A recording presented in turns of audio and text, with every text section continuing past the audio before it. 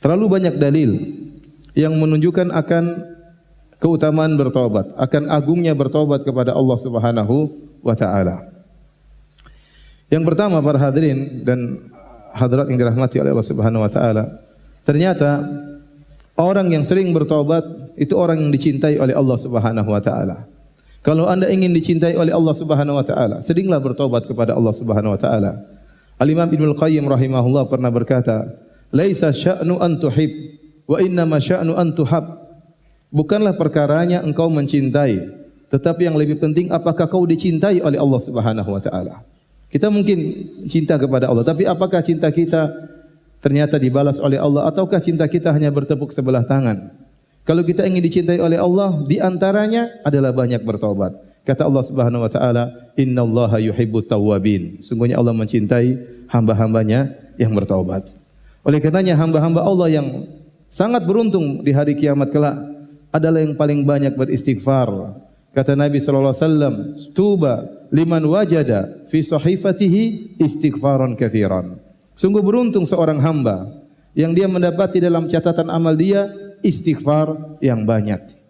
Beruntung dia. Maka seringlah Anda bertobat kepada Allah Subhanahu wa taala. Ini salah satunya, dengan bertobat kita meraih kecintaan Allah kepada kita. Yang kedua para hadirin dan hadirat yang dirahmati oleh Allah Subhanahu wa taala, taubat ternyata salah satu sebab untuk masuk surga.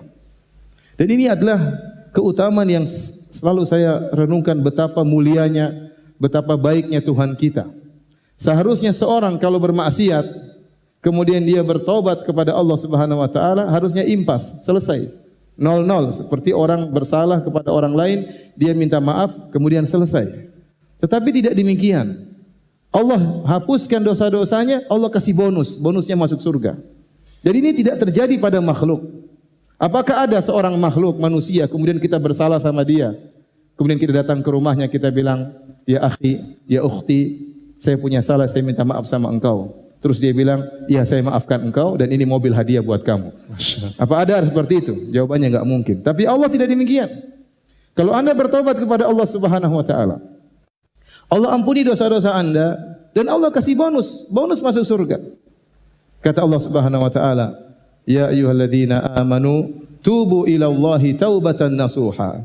Asa rabbukum ay yukaffira ankum sayyi'atikum wa yudkhilakum jannatin tajri min tahtihal anhar."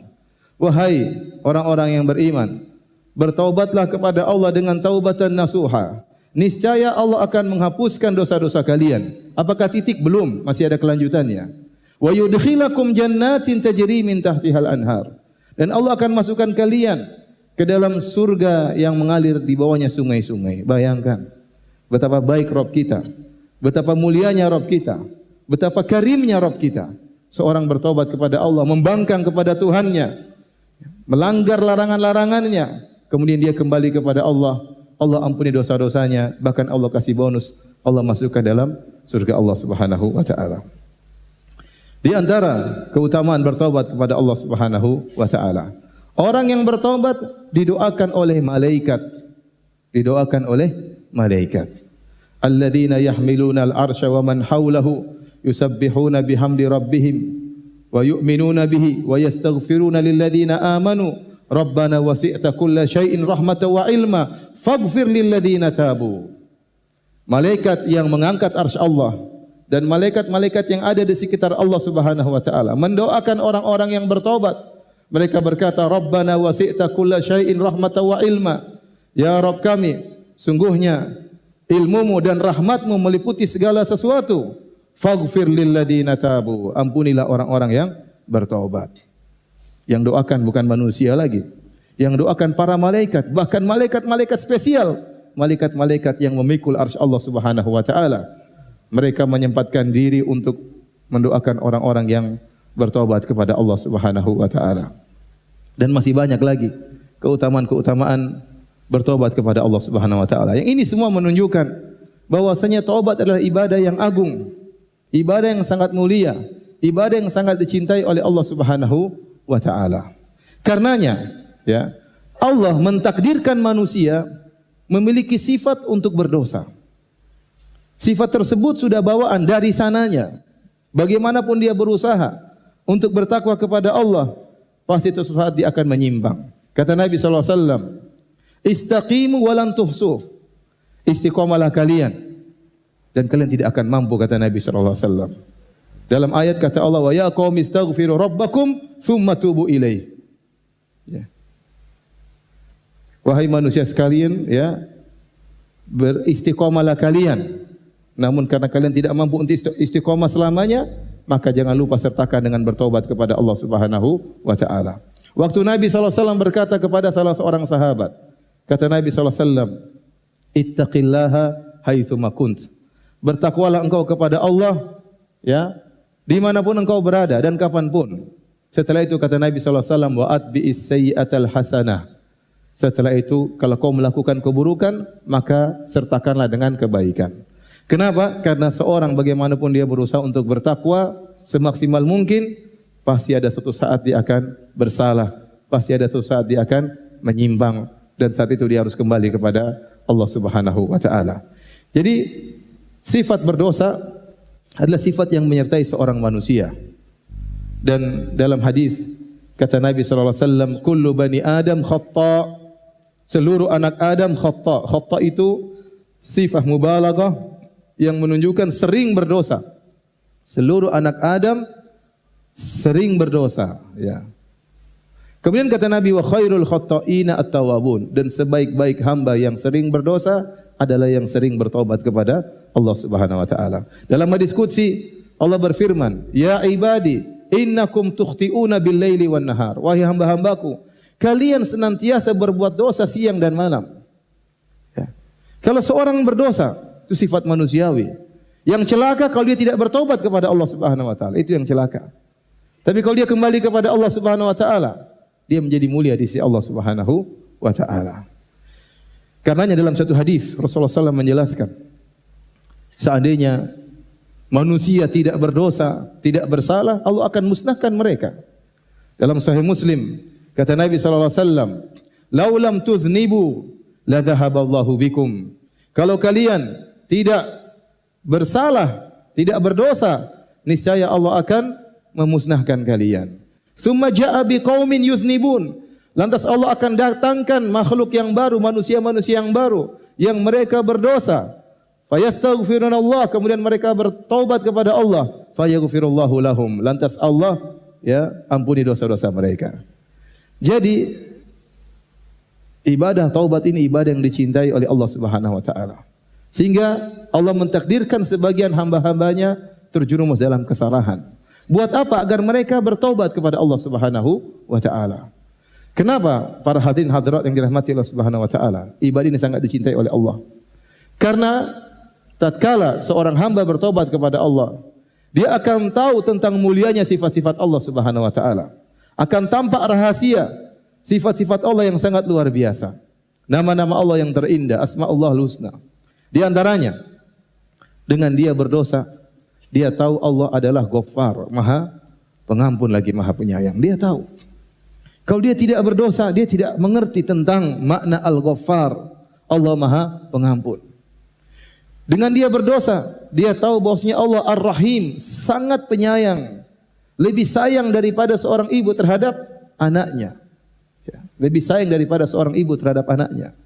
Seorang hamba mungkin bersalah kepada ibunya, mungkin bersalah kepada orang tuanya. Dia minta maaf, orang tuanya tidak maafkan. Terkadang demikian. Terkadang demikian orang tuanya tidak maafkan. Tapi kalau dia minta maaf kepada Allah, dosanya sebesar apapun, sebanyak apapun Allah akan ampuni. Ini bukti bahwasanya Allah lebih sayang kepada hambanya daripada orang tua terhadap anaknya, daripada seorang ibu terhadap putranya. Kata Nabi sallallahu alaihi wasallam, "Lallahu arham bi ibadihi min hadihi bi waladiha." Allah lebih sayang kepada hambanya daripada seorang ibu terhadap anaknya. Nabi mengucapkan hadis ini kapan? Tatkala ada seorang ibu yang kehilangan putranya dalam peperangan, maka dia pun menangis, mencari-cari mana putranya yang hilang.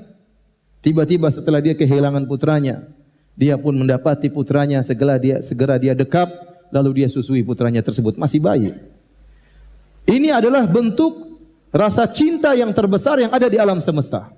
Kasih sayang terbesar di alam semesta adalah kasih sayang seorang ibu terhadap anaknya. Terlebih-lebih lagi dalam kondisi demikian, Sang ibu baru saja kehilangan anaknya. Dia cari ke sana ke sini tidak dia temukan, betapa sedihnya. Kemudian tatkala dia temukan anaknya, dia peluk, luar biasa rasa cinta tersebut, kasih sayang tersebut. Saat Nabi melihat kondisi ini, Nabi ingin jelaskan kepada para sahabat, di depan para sahabat. Kata Nabi, tidakkah kalian lihat wanita ini? Apakah wanita ini akan melemparkan anaknya di api? Kata mereka, tentu tidak ya Rasulullah. Kata Nabi SAW, Lallahu arhamu bi ibadihi min hadihi bi waladiha. Allah lebih sayang kepada hamba-hambanya daripada ibu ini terhadap anaknya. Ya. Dan antum bayangkan makna ini. Kalau kita sebagai orang tua, anak kita ya bersalah, nakal, kita tegur dia membangkang. Ya, dia nakal, mungkin kita sudah jewer, dia masih aja membangkang. Kita udah pukul, dia masih aja membangkang, masih nakal. Kemudian dia kabur dari rumah. Gimana perasaan kita? Kasihan. Kasihan, kita ingin dia kembali. Kita tunggu dia enggak balik-balik. Sehari, 2 hari, 3 hari, seminggu. Kita sedih memikirkan aneh kemana dia. Dia tidak kembali-kembali. Begitu dia kembali, bagaimana perasaan kita? Sayang atau tidak? Sayang sama dia. Demikian kira-kira walillahil matsalul a'la. Dan perumpamaan kepada Allah lebih tinggi. Kalau ada hamba Allah yang bertobat kembali kepada Allah, Allah sangat sayang kepada dia. Makanya Nabi SAW bersabda, Lallahu arhamu, Lallahu asyaddu farahan bi abdihi hina yatubu ilaihi min ahadikum ala rahilatihi kana bi ardin falatin fanfalatat minhu. Kata Nabi SAW, sungguhnya Allah lebih gembira dengan tobatnya seorang hamba kepada Allah daripada salah seorang dari kalian. Dia dengan membawa tunggangannya di padang pasir. Fanfalatat minhu, tiba-tiba ontanya tersebut, tunggangannya tadi kabur. Wa alaiha ta'amuhu wa syarabuhu. Ternyata di ontanya tersebut bekalnya seluruhnya di situ. Makanannya, minumannya di situ. Dia sudah putus asa. Fa ayisa min rahilatihi. Dia pun putus asa dari tunggangannya tadi. Fa dhahaba ila dhilli tahti syajarah. Maka dia pun pergi ke bawah sebuah pohon. Fattaja'a tahta dhilli syajarah. Kemudian dia berbaring di bawah naungan sebuah pohon. Dia menunggu kematiannya. Dia sudah putus asa. Di tengah padang pasir, apa yang bisa dia lakukan? Makanan tidak ada, minuman tidak ada. Dia berbaring di bawah sebuah pohon, menunggu kematian datang secara bertahap. Mulai kehausan, mulai kelaparan. Kemudian dia sudah yakin dia akan meninggal dunia. Fabainama huwa kadzalik. Tatkala dia sedang menanti kematiannya, idh huwa biha qa'imah, tiba-tiba ontanya tadi ada, datang. Wa alaiha ta'amu wa syarabu. Ternyata makanan dan minumnya masih lengkap. Maka dia langsung begitu gembiranya, fa akhadha bi khitamiha, lantas dia memegang tali kekang onta tersebut, saking bahagianya dia berkata, Allahumma anta abdi wa ana rabbuk. Ya Allah, sungguh engkau adalah hambaku dan aku Tuhanmu ya Allah. Kata Nabi, akhta'a min syiddatil farah, dia salah ngomong karena saking apa? Gembiranya. Kata Nabi, Allah lebih gembira dengan tobatnya seorang hamba daripada orang ini. Ini menunjukkan betapa luas rahmat Allah Subhanahu wa taala. Dan Anda tidak bisa merasakan hal tersebut kecuali setelah Anda berdosa. Baru Anda tahu bahwasanya Allah masih sayang kepada saya. Allah masih tunjukkan saya kepada jalan kebenaran. Allah masih menyelamatkan saya daripada kehinaan, daripada kenistaan. Setelah bertahun-tahun mungkin saya tenggelam dalam kenistaan. Allah masih sayang kepada saya. Lebih besar kasih sayang Allah daripada seorang ibu terhadap anaknya. Dengan kita terjerumus dalam dosa, dengan adanya ibadah taubat, kita tahu benar nama Allah As-Sittir yang maha menutup dosa-dosa. Betapa sering kita melakukan dosa-dosa, Allah tutup dari pandangan manusia, tidak ada yang tahu. Hanya Allah yang tahu apa yang kita lakukan. Oleh karenanya Ibnu Qayyim rahimahullah berkata, kalau ada orang memuji Anda, ada orang memuji antum, sebenarnya tidak sedang memuji kelebihan antum tentang amal soleh antum, tidak. Orang ini tidak sedang memuji kesolehan Anda. Sesungguhnya orang ini sedang memuji begitu agungnya sifat menutupnya Allah Subhanahu wa taala. Azimi sitrillah alaik. Sungguhnya dia sedang memuji bagaimana agungnya sifat Allah menutupi dosa-dosa Anda. Karena seandainya kalau Allah angkat sitirnya, Allah angkat tutupan tersebut, kemudian orang akan melihat dosa-dosa Anda, maka tidak ada yang menghargai Anda. Apa kata Muhammad bin Wasi' rahimahullahu taala? "Law kana lidzunub rihun ma jalasa ilayya ahadun."